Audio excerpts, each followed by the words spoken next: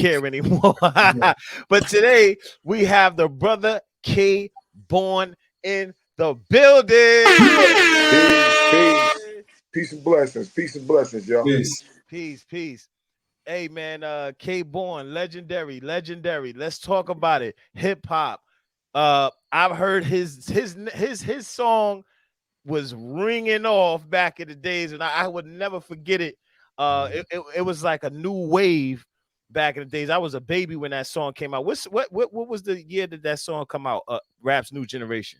Oh, it came out in 1987, and it really started rocking and taking off in '88. Right. So I was like 7, 8 years old at that time when that was going down, and I was in Colonial Projects, and that's all you heard. You heard all the other artists that was popping at the time, and that was the song that was popping in the 80s. Crazy. Thank you. Legendary. Classic joint. Now can we and he had at that time he had a distinctive voice, like the way he rhymed, his rhyme style. You know what I'm saying? Like, how did you come up with that? How did that whole experience happen? Like you were just on a block and it's like, yo, let's form a group and let's shop it around. Like, how did that happen? Well, it started off with like me going in and out of youth homes and stuff like that when I was young. So, going in and out of youth homes, I was writing a little bit of rhymes, but not that serious into it because I was more into breakdancing and boogieing than into rapping. But when I got out, it's this guy that used to be on the block that I really didn't deal with the dude too much, high and by. But all my boys that I hung out with, when I got out the youth home, I was in there for 18 months. I went and I started greeting these dudes like, yo, what's up, y'all? What's up? And as we was leaving, the other guy was like, yo, what's up? And I just gave him a regular what's up. Because I never really dealt with him before I got in the youth home. So, I gave him a little what's up, a little shook his hands. And I broke up. And my mom, when we got down the block, my mom's got on me. She was like, you went and greeted all of them guys. And the whole time that you was in there for 18 months, them dudes ain't asked about you one time. But you gave my man right here the cold shoulder. And she said, every day I came outside for 18 months, this kid ran up to me and asked me how you was doing and told me to tell you hi and all that. So she was like, when we come back, you need to go over there and tell him thank you and stuff like that. So I came back, I greeted him, told the brother thank you and all that, and then ended up hanging out with him more. And that ended up being my partner, LeBrew. LeBrew was really into all of rapping. He was into rapping a lot. I hung out around all the rappers, and I knew all the older dudes, from the Melly males and all them, and I knew mostly the DJs, Herc and all them. I knew Theodore, I knew Lightning Lance and Tony Tone and all them. So by me bringing him around where the DJs was at, and then me getting down with him, now me and him became partners. We started getting in all the talent shows, the Disco Fever, the Devil's Nest, the whole round that you've seen in Tougher Than Leather in the movie. That was for real. You had to go through all of that. So we went through all of that, and when we used to go to do shows, we went as solo.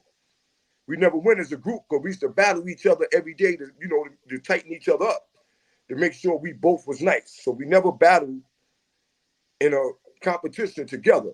So the first time we went to Disco Fever, it was a tie for first place. It was me and him. The crowd judged it. I won. He came in second place. He didn't take the trophy because he said if he didn't take the trophy, he'd give him a chance to come next week to compete again. So he said he wanted to compete again. So we broke money down. Nobody seen us. The second week, he came, he won in first place. And when he went in the back, me and him was breaking money down. DJ Star Child, rest in peace. He seen it. He said, yo, man, what's up? Y'all two a group? So we was like, yeah. He was like, man, why y'all ain't get on there as a group, man? And we was like, because both was nice. So he was like, all right, cool. So now as the championship, he was like, y'all got a DJ? I was like, nah. So he said he can't be a both our DJ, you know what I'm saying? So he was like, he a DJ for me. And he hooked my boy up with a different DJ. We end up winning that, you know what I'm saying? I end up winning. And then he introduced us to DJ Brucey B. From there, Brucey B brought us to the Rooftop, introduced us to Teddy Riley and Gusto at the time. And Greg Marius was there, and Cool G. And that day we met, they wanted to hear what we had. Back then, you know, the studio cost $200-300 to go in the studio. We ain't had it. We ain't even have a job. So my boy started doing what he did best. He always used to be banging on the walls and all that. The Bruce started banging on the walls. We started doing routines. That was it. It was like the LL box. You know what I'm saying? But we ain't had the box. We just started beating on the table and beating on the walls. We did about 4 or 5 routines for them. It was over. It was like, yo, man, y'all boys is bad, man. Y'all got any beats? We was like, nah, we ain't got no beats. So Teddy Riley had a beat that he had. But it's supposed to have been for the Disco 4. The Disco 4 was going to make a record with it.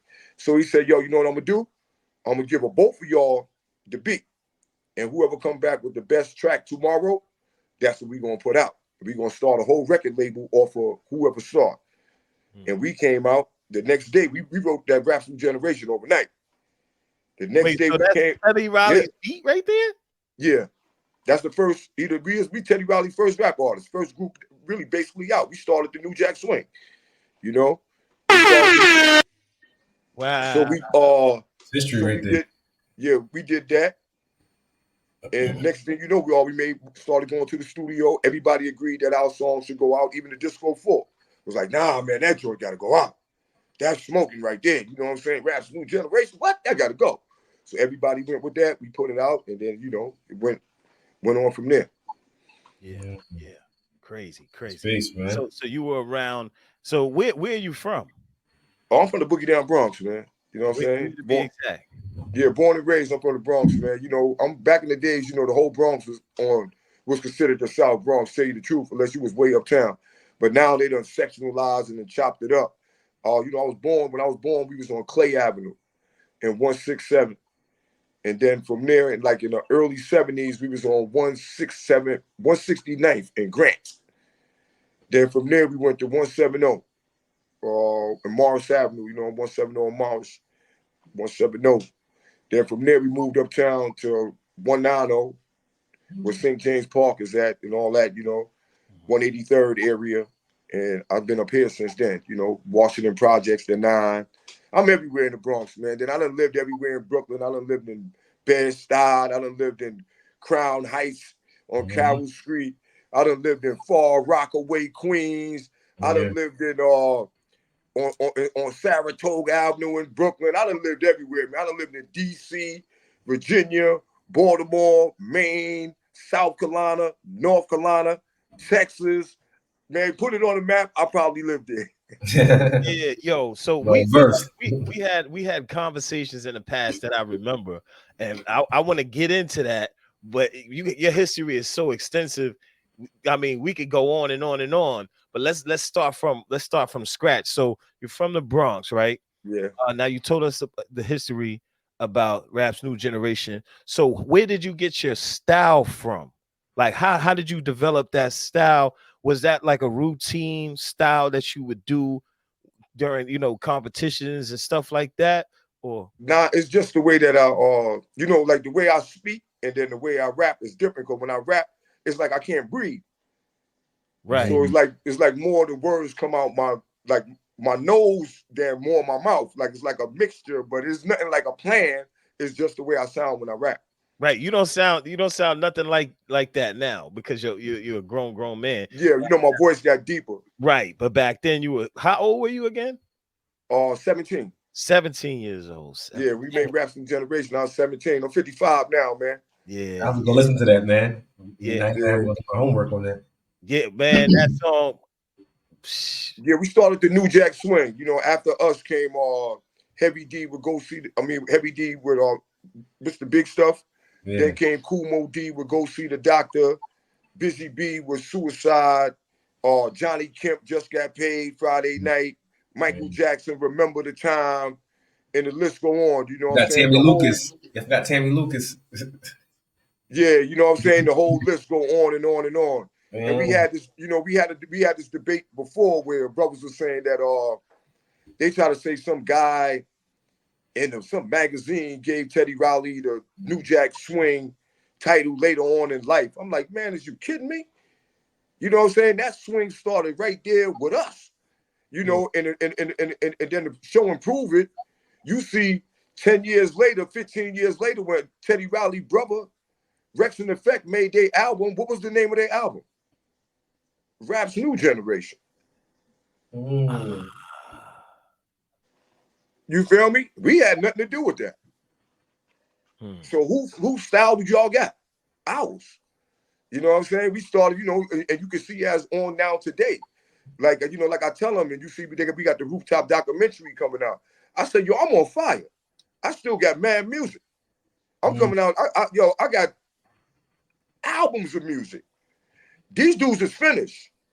So if you was the creator, you still be creating. Yeah, That's true. You know what I'm saying? The creator never stops creating. Right. Unless, you probably get probably you catch Alzheimer's or something like that, then the creator go. But as long as you still up, you should be creating. Michael Jackson created to the day he died. Yeah. Prince created to the day he died. He still was making music. He still was active. Right. You know? Right. So now back to Rap's New Generation. Let's take it back to that time, right? So at that time, I was in Colonial Projects, and as you know, right next to Colonial Projects is the Polo Ground. Right. Yep, that's where I was at every day, man. I'm a Rooftop. Yo, look, I'm a Polo Ground legend. Look, sometime when it be people birthdays and all that, I'll go. Don't go to Polo Ground, go to somebody's birthday. You maybe see me in the middle of their living room doing Rap's New Generation. Right, exactly. Yeah, I love the Polo Grounds. Yeah. Right. So now, growing up over there, Polo Ground, Colonial, Rooftop, 8th Avenue, Rucker Park, Bradhurst. You know what I mean? Like I could keep going all the way down the line, down to 8th through 8th Avenue. But like, how was it like Rooftop? I couldn't go in because I was a kid, right? Yeah. But I would see people and I would hear so many stories. You know what I'm saying? So check this out. If you think you couldn't go in there, imagine you couldn't go in there. You had nothing to do with it. And we basically lived in there because Gus opened the studio for us. So we in there, we be in the studio, but we could come downstairs on the skating side, only when it's skating time. So we had to go through that until we got a certain age. We was there, but we wasn't there. We could go down there when it's skating. And then once they took the skates off, Gus was like, yo, y'all out of here. Go back to the studio. You know what I'm saying? He ran the us Rooftop. off. Yeah. Because, once it took the skates off, the skates stayed on till like 2 o'clock in the morning. Then they took the skates off. Then it became a club. That's when the grown adults was in there. The big willies. You had the LAs and the Alpos and the AZs and, the little uptown and downtown, Big D. You had the Supreme team in there. You had everybody in there. Yeah. The Big Shahs and the Tony Hoods, and you had the real legends in there. I knew the brothers from outside and seeing them coming around and speak to Gus and all that. But as far when it was time to mingle in there, we had to step off until we got a certain age. Then we could stay down and mingle. So, like in Colonial and in Polo Grounds and things like that, being that we was a kid, I made my record at 17 years old. I grew up with all of them. Yeah. So I can say I'm from the projects too, because I was with Ron G and Mike Spot and them every single day. I was with EJ and them every single day. I remember when Roy lived in there. You know EJ? Yeah, I know. Yo, those my brothers, man. Like, like we grew up like this together because at the young age I was down there. Oh, man. So, Yo. you know what I'm saying? So even though I made a record and we was doing shows, when I finished doing the show and finished in the studio, I still was a kid. Yeah. I still want to go outside and play, fight, and run around and climb, and these the dudes my age. Yeah. So I'm with them. You know what I'm saying? So, we all built a connection up there, with all of us. Right. So Al scratching them from up on Broadway. We used to go up there and hang out with them, but they right up the stairs, So we had a connection, all that. Whoever they was down with, I was down with. Whoever they ain't like, I ain't like. You know what I'm saying? Right. It was like what was the experience like in the Rooftop? Like, what was that like coming up? Like when I was growing up, I would hear about the shootings and stuff like that happening in front of the Rooftop or around the Rooftop. Did that happen? Yeah. Gus had things like really in control. So a lot of things, it didn't happen in the Rooftop. They may have started the argument or whatever in the Rooftop, but you ain't want no beef with Gus and them. You know what I'm saying? Because that wasn't no beef you just was gonna have in the Rooftop. You was gonna have that beef tomorrow too. Yeah. And next week and next month. So a lot of that things, they ain't want, now that was too much smoke for a brother. So they started their trouble. And then a lot of things always took place once they got to 8th Avenue. Right. Now, once you got to that 155th and 8th Avenue, we couldn't even go, yo, listen, like I said, we was kids. So Gus them was setting rules for us because if something happened to us, man, my mom's them was coming down there tearing them up. She wasn't trying to hear that because they was full responsible, they was responsible for us. We couldn't go in that Blimpies. Yeah, we had to go either to the sandwich shop. Yo, remember the Blimpies, bro? Yeah. So that's how I knew, we knew Mike and all the dudes that made the sandwiches and the things down there. We had to go down there. We couldn't go in that Blimpies. Gus had that off border for us. I mean, you know how many people who actually I seen from across the street sneaking over there when I shouldn't have been over there going in the store, get killed in that Blimpies, in front of that Blimpies, get shot flying through the door. I mean, bust out the door like, yo, what the hell happened? Shotguns, all type of that Blimpies was like, that 8th Avenue was a whole different ball game, man. You know what I'm saying? You got on that 8th Avenue, that was grown man talk for real. You know what I'm saying? I mean, you'll go out there sometime, man, you will hear gunshots on the time I hit 8th Avenue, and we done ran up the block, ran across, and we on the bridge going across the 161st Street coming to the Bronx, and the gunshots still ain't stopped. So how many damn gunshots is that? New York terror. We're in a whole different borough. Wait, hold on. Let's talk about that part. So you're telling me you went from the rooftop or the Blimpies? Yeah. Did you go up the steps through the past Polo ground? No. Into the bridge? We should have went that way, but being hardheads, we on 8th Avenue. Now the gunshots start. So we can't come back towards the rooftop because the gunshots is on 8th Avenue. Yeah. And plus, if we go flying back down there, Gus choking us out because we shouldn't have been. We supposed to went that way and went up the stairs. Yeah. And went straight across. Right. Like Gus told us to do. Right. But now we over here. The gunshots start shooting. So now you got to run down. You can't cut right there on 154th because the gunshots are still going. So you got to run down to about 153rd. Cut down all the way down to 7th Avenue. Right. Now you're running back up towards 155th to go across the bridge on 161st Street. And the shots still ain't stopped. Still ain't stopped. Damn. You want to hear something Still crazy ain't stopped. about that story he's telling?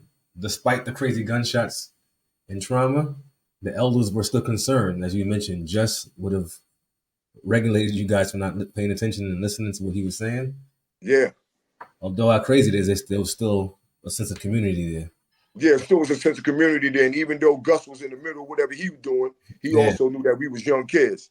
Yeah. You know what I'm saying? So like you hear the stories where you hear like Usher and he be talking about with Puff Daddy and his moms had to come and get him at that young age because he was in adult parties. Yeah.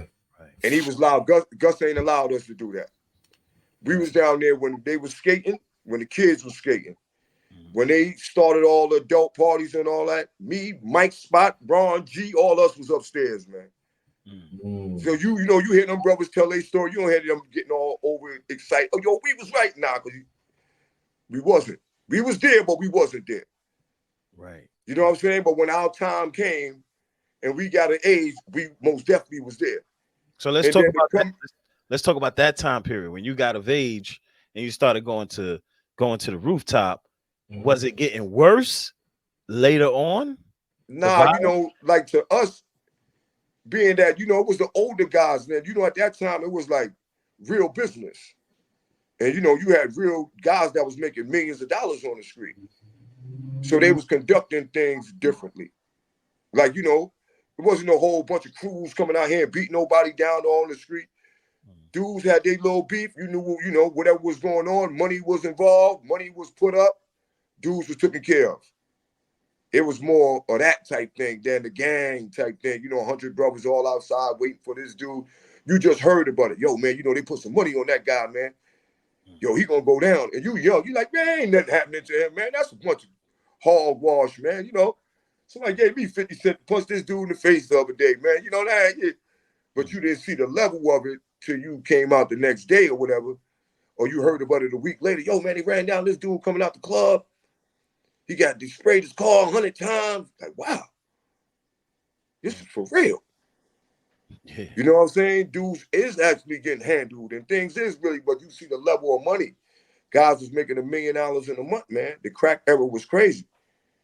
You had guys, I seen dudes gambling outside, and the dude would be gambling and be like, yo, here, put his keys up. Here, man, this one, my car right there, next row. Lose. Brand new Mercedes Benz or something. Break out. Brothers laughing and all that. 3 days later, he back on the block with a brand new one. Without a problem. With a whole bit of money. What up, man? Let's get the gamble game back going. That's how fast money was out here. So it was serious, man. Then you figure that a lot of kids was getting in adult situations, not knowing. Like you see the movie that they had with T.I. played in. And his brother was hustling with the adults, and the guy was like, yo, this grown man business. Yeah. This grown man business. He didn't understand what he was getting himself into. And that's why a lot of killings and stuff like that was happening in the 80s. You give a little kid a whole bunch of this work and a whole bunch of that, and responsible for $20,000. And a lot of times, don't forget, he didn't mess it up. Somebody manipulated him. Somebody swindled him. He's a kid. He don't know no better. Yeah. His uncle or dope could be like, yo, man, put that in the drawer and look for it, man. Your mom's going. And he the one who stole it.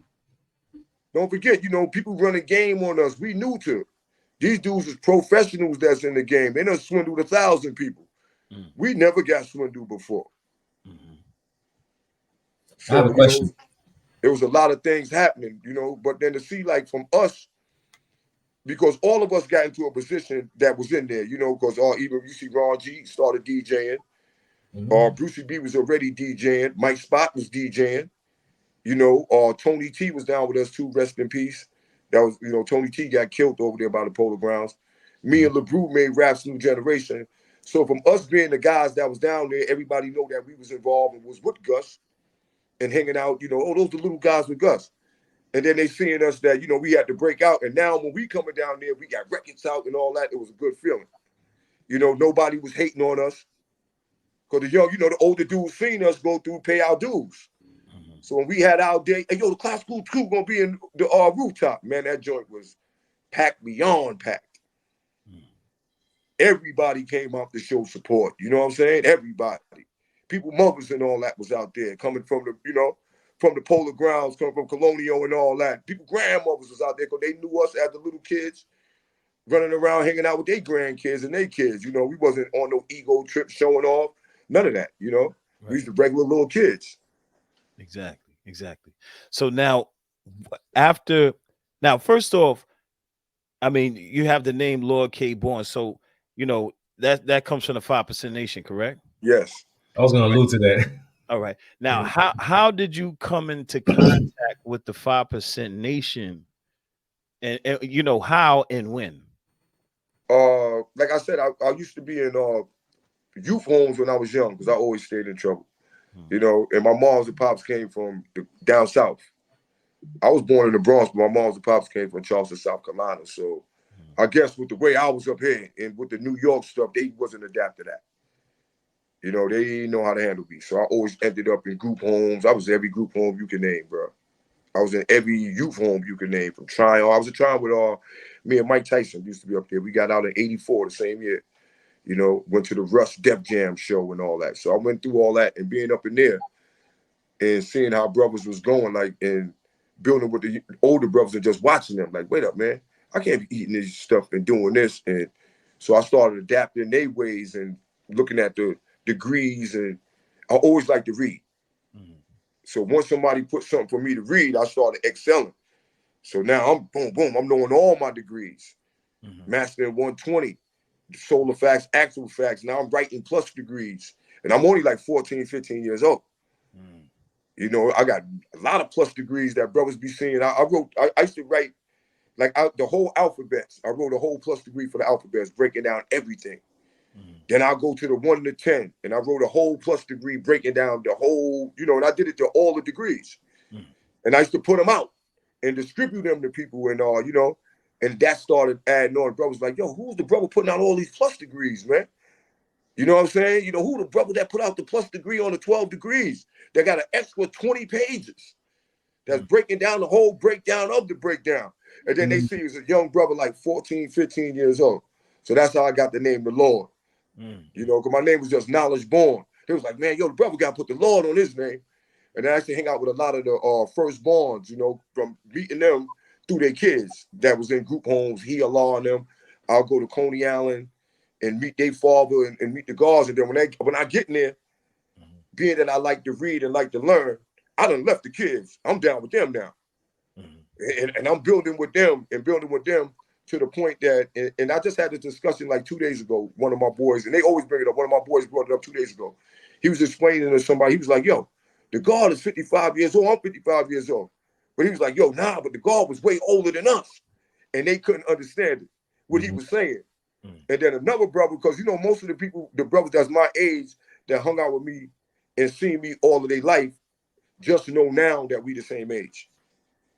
Oh, wow. You know, the internet and things like that. And they done been to a million of my parties and stuff like that, but not wondering of my age. You know, you going there, as I went to the guard party, we didn't asking each other their age. Oh, who you 1, 2, 3, 12? That's over. Once you a certain age, they always thought I was way older than them.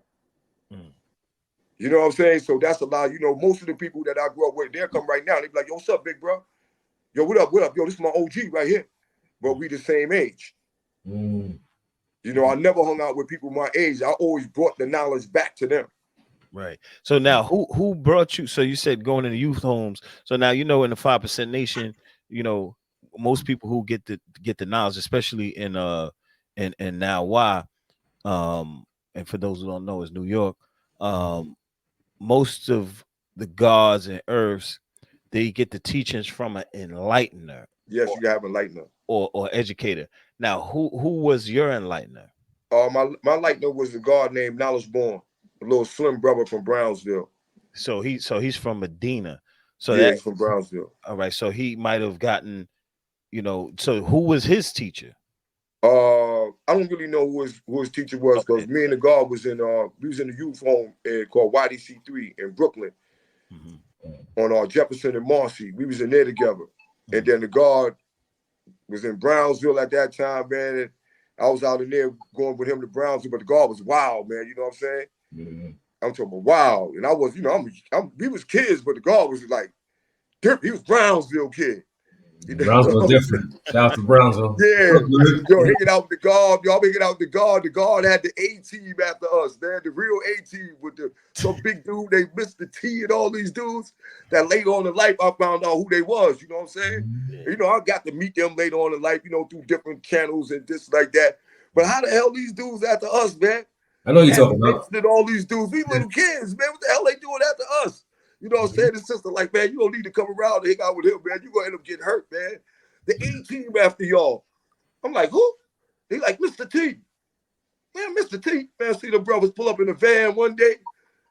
That brother was Mr. T for real, man. We was out. I said, man, listen, I got to leave the guard alone. And then the next time I seen the guard, we was in the youth home up there. We was in Tryon. And the guard had something that, you know, them brothers had caught up with him. But they, you know, they ain't shooting. They beat him down. But how little we was and skinny, you know, they messed up his kidney. One of his kidneys was messed up. So that's the last time I seen the guard. He had the cane and all that. He was like, you know, he trying to get his act back together, get his health up. And I didn't see the guard no more. All right. But I always kept on with my degrees. You know, I kept adding on. And, you know, even to today, and I be having that, I be pulling it, like, you know, saying to the guards, like, the majority of the guards really think that they duty as the civilized is to teach their kids. And then that's it. They don't go beyond that. Oh, now Cypher. Nah, you're supposed to your teach kid is the your people. kid. Your kid don't count as somebody that you taught. Yeah. Just like your kid don't count as somebody that you babysit. It was 20 kids in this house, and 7 of them is yours, and the other 13 is your brothers and cousins and nieces. Then, yo, I'm stuck in this house babysitting. Who you? I'm babysitting 13 kids. The other 7 you can't count, because that's your duty. Exactly. You know what I'm saying? So, you know, that's what we got to start doing, man. We got to start getting out. We got to start teaching other people. And I always felt that was my duty. My duty is I got students everywhere, from Canada all the way down. I got students. You know what I'm saying? And it still be recruit. I got students that's 50 something, all the way to students that's in their teens. You know what I'm saying? You got to keep on always building. But I have never, all my kids is righteous, but they got their degrees when they chose to as they got older. You know, right? I'm your father. I'm here to fatten you with knowledge, wisdom, and understanding, food, clothing, shelter. But I'm not here to push nothing on you. I'm not here to push no way of life on you. I'm not here to push no religion on you. I'm not here to force you to do nothing. But I am here to guide you. And if I'm doing the right job later on in life, and as I'm going, you automatically going to adapt to your righteous side, and you're going to go and seek and get your own degrees and pull up and do what you got to do. Right. Now, You know what I'm saying? Yeah, for sure. Now, I want to move on to so there's so much to unpack, and we we're limited on time, so that's why Yeah. we discussed you coming back. So let's fast forward to now. So I saw you post something about Grandmaster Kaz and Melly Mel. So I wanted to know, like, where did that come from? That what was that about? You know. Well, that come from that. I knew them brothers for over 4 decades. I knew these brothers. These brothers been running around with a chip on their shoulder for over 4 decades too. I done seen these brothers at their best. I done seen these brothers at their worst. When these brothers was at their best, they was doing what they doing now. All they wanted but is they self. When these brothers was at their worst, I went and dug them brothers up. I'm the brother that had the working at the Source magazine. I'm the one that started the Icons article. I'm the one, it was $5,000 a page. I gave them $15,000 worth of free advertisement. All of them, individually, for 8 years. I never took a dime from none of them. And they used to always say, yo, man, what you want from me? I said, yo, we're going to build the old school back up. And then we all going to do what we got to do. We built it back up, but I only see 2 faces there. Melly, Mel, and Kaz. That's it. And when they want to bring in who they want to bring in, they bring in a couple of people here, they bring a couple of people there, but they don't honor nobody. They don't come in and give somebody their flowers. They come in like, oh yeah, I was this and that and third, and he was there. Like, you have to be under them. Where we all know way better than that. It's a million DJs. Some dudes play there. Yo, you may have been the dude that blend. Yo, we used to go this, man, he used to be blending the music, man. You may have been the dude that played the house music. He may have been the dude that played the break beats. The other guy had the fastest scratches. The other guy's DJ, he could put the blindfolds off. You can't be the guy that did all that did everything, man. That's these two. My problem with these two dudes. Another problem with them is that they don't want to give nobody no props, not even the young guys. Melly Mel, the guard Method Man, tried to greet Melly Mel recently, a couple of years ago. Melly Mel looked him up and down like he never, walked off, shunned the brother. You could have gave that brother, first of all, that brother doing way more than you. How about that? But just you as being a man, you being a human being, you being another black man, why you couldn't greet him? Even if you didn't want to greet him as Melly Mel, why you didn't greet him as a man? Why you didn't greet him as a person that's just got his hand out here saying, giving you some love? Because you feel you don't got to do that. You feel you above the average human being, and you're not, And now if you taking it on that, we want to take it on the hip-hop tip. Oh, we the greatest of all time. First of all time ain't over. Because time is still existing and people still coming out with new things. And I highly debate that. I highly debate why do you that. debate? I'm making records. I've been making records, still making records. I got albums. I got mad records. I will roast Melly Mel and I'll roast Kaz. Woo! Hold Every on. record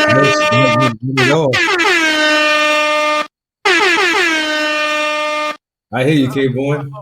Melly Mel made a good record when he was in a group. Melly Mel was at his best when he was down with the Furious Five. Then he came out, he made the message. That's it. Melly Mel, where your records at? You still the greatest, you ain't make a record in 40 years, bro. And everything that come out your mouth is trash. Every freestyle he do is trash. Every little snippet he do with rhymes is trash. Same thing with Grandmaster Caz. Grandmaster Caz, if he want to say, if you put Grandmaster Caz on right now, he do a freestyle, he gonna say a freestyle from 30 years ago, bro. How could you be the greatest and all your rhymes is from 30 years ago? Grandmaster Caz never made a hit record. How about that? He never made a hit record. Can I ask a question? Can I ask a question, K1? Yes. Is it about hit records or the craft? No, it's not about hit records because he was good in the schoolyards. He was one of the best. Yeah. But when he got his chance to make a record, so when he got his chance to make a record, he made punk rock rap. He made punk rock rap. All of these dudes were punk rockers. And they try to take the fame of rap. That's what I'm saying. Okay. When they say who's the rappers and all that, they shouldn't be there. They should not be there. When you see an outfit of Melly Mel, what rapper dressed like that? Melly Mel them was dressed like the village people. Yes, sir. Them dudes were punk rockers. When Flash and when you see Grandmaster Caz and them, they had punk rock outfits on, man. When they made their record, they made punk rock rap. When you see Africa Bambaataa, that wasn't hip hop. Yeah. That was punk rock. Punk rap, or whatever they want to call it, that they was trying to start. Them brothers wasn't down. We came out with rap's new generation. That's hip hop. You know what I'm saying? Them dudes wasn't making records like that. So for them to stand right there and be like, oh, we the ones at the top of the list who was making this. No, y'all was making a different gene of records than us, man. You know, when they mention they got an image. If you go around the world and you ask people, yo, man, how the old school rappers look back in the days, they show these guys. Nobody dressed like that, man. And these guys won't get out there and say, yo, we had our own little style, but all the other dudes didn't. They still try to claim like, this is what was it. We was number one. We the best that ever did it. We still the best that ever did it. They still dress the same way they dress. They still got some of the same suits. Like, yo, homie, you wearing a zoot suit in 2023. Talking about Melly Mel, right? Oh, both of them and Caz. How about the reps? How about the reps now? Caz kind of up to date. Caz trying to get a little up to date because he be with the youngest now that be doing the cannabis things. So he watching what they throwing in. He just throwing it on. But you just throwing on the outfit. You not rocking the outfit. You wearing the outfit. Hip hop, we rock our outfit. We just don't wear the outfit. Not in hip hop. You know what I'm saying? And another thing I don't like about them, they never mention Coke LaRock. When you mention Coke LaRock to them, they face turn up like turn ups. Because they know Coke LaRock was the first MC. Coke LaRock was the first MC. Yeah. Coke LaRock. He's the first MC. That's where the T LaRock, the Scott LaRocks, and any other rock come from. They come from Coke LaRock. Because don't forget, Coke LaRock is older than all of us, man. But Coke LaRock was not rapping, and he wasn't the MC rapping. Because don't forget, these dudes was at discos, man. These were the disco crew. So all them places they be naming, the T Connection, the Order Bomb, the Latin Quarter, those were disco places, man. And if you don't know no better, you'll be like, oh, yo, that's where the hip hop was at. No, it wasn't. Probably one day they had, in the Latin Quarters on Saturdays, they had hip hop, or no, Friday night. That's it. And the other day you went there, they was playing Spanish music. That's why it was called the Latin Quarters. Yeah. You feel me? So these dudes put a lot of myths that they tell the people that if you wasn't there, you didn't know, you would think that, oh yeah, they was in there, they was DJing all night. No, they wasn't, man. They DJed for about 2 hours. And after that, they played disco music. And Cool and my Coke LaRock was on the mic doing all that. Happy was on the mic. You know, MC Happy from back in the days, Happy them, that's their era. And then from there, brothers started DJing and bringing equipment. So they started mingling and putting each other down and on. But these dudes already had the juice because they was in the discos era. They was already in the clubs. But these guys don't mention them at all. You know, the 50th anniversary of hip hop. Not one time. What happened to the last poets? Word. Gil Scott Heron. Yeah, that's a fact. They ain't mention them. They ain't bring them on stage. They ain't do none of that. You know what I'm saying? You see, I posted a flyer that Grandmaster Cass said he was at the 42nd, and he was doing the flyer with him for the 42nd anniversary of hip hop. That was in 2018. 2 and 5 in any school I went to add up 42 and 5 is 47, not 50. So who's lying? These dudes will do anything for $1, man. And that's what we got to get out of. They already ruined hip hop from the beginning with that. Taking $1. During the era where they fell off, they was taking money from everybody all around the world and not producing the things that they supposed to produce. That's why they came up with the slogan, hip hop is dead. Now brothers brought it back. They want to be the face of it. Nah, man, y'all brothers said hip hop was dead. You feel me? So a lot of things be happening, man, that we don't pay attention to. You got brothers like Kaz and Melly Mel. Don't forget, all the brothers that got jerked back in the days in that era, they got jerked because of them. Nobody don't bring that up. Now, they why do got you say jerked that? from the beginning. I read on that. Why do you say that? Because they got jerked from the beginning. They had to deal with Sylvia Robinson. That was like the joint like the Temptations had. You seen the Temptations when the lady get mad, she take all the cars back and all that. Remember they was doing that to them. Remember they flashed them, had all the Cadillacs and all that they had it, and they took them. Sylvia Robinson took their joints, so their deal was tore up from the beginning. But they kept on running around town promoting to all the other rappers and the other groups. I don't want to mention the groups, but this is known. They was mentioning other groups, oh, I'm going to get y'all a deal, the same deal I got. I'm going to get y'all the same exact deal we got. Oh, word? And you see them with the Cadillacs and this, that, there, and they was getting you the same exact deal they had. One that they knew they was getting jerked. And that's how they was getting their money from her, bringing other people to jerk them. Really, though? Yeah. All these Man, dudes. do you have proof of this, though? The proof is that all you got to do is all you got to do is go who was underneath Sylvia Robinson, and then you see who kept on getting under them. The proof is after the first one went, you should have went and came and spread the word. You hang out with them every day. Say, yo, we ain't getting paid. Why you still letting other people sign underneath the label? It's like a pyramid scheme to me, a pyramid scheme. Yeah, I'm putting the word out from the gate. You think if I go get a contract right now, God, somebody say, yo, man, I'll put you on some podcast and this, that, there, put me on. I get jerked. 2 years later, you call me. Hey, yo, God, hey, yo, such and such label want me to get down podcast. I'm like, yo, God, don't get down with them. My brothers ain't pay me, man. I'm gonna be like, yo, I'm gonna let you know. I'm gonna be like, yo, at the end, you can make your own decision, but I'm telling you as a brother, I got jerked, man.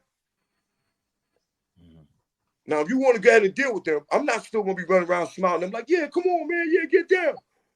So I could bring in some favors from them so that they could throw me a bone. Or for your back, but now they beating you. Right. And it's the same thing all these dudes did, even all down to the Puff Daddies with the Andre Arrels. Andre Arrel beat him, so he beat somebody else. Then it come down to, even down to today, when you come down to Mase. Talk about it. Andre Arrel got beat messing with Russell Simmons and all that. He took it down, put Puff Daddy down with him, beat Puff Daddy. Puff Daddy put Mase down with him, beat Mase. Mase put Fivio Foreign down with him, beat him. Wait, I gotta correct you on that, because that's not, I don't think that's exactly what happened between Fivio Foreign and Mase. When you look at the interview, like you look at the explanation of what Mase was talking about and how the deal worked out, and Mase I heard it. Now he this is on Wallow and $1 million worth of game. Mase breaks it all the way down. So I think what Mase did was fair, and it was fair business with Fivio Foreign. See, but when you're dealing with business, look, let me tell you something, God. Business is never fair. If I go, it's like if you go to court right now, right? And your lawyer and the judge says something to you, right? And then the judge say again, he said, do you understand what I say? What I just said? You supposed to say no. But you know what we say in court? Yes. Yeah. Yes. We understood what you said. First of all, you fully don't know because in court they don't speak English; they speak law. Right. And Legalese. you don't know law. So why would the judge even accept your plea?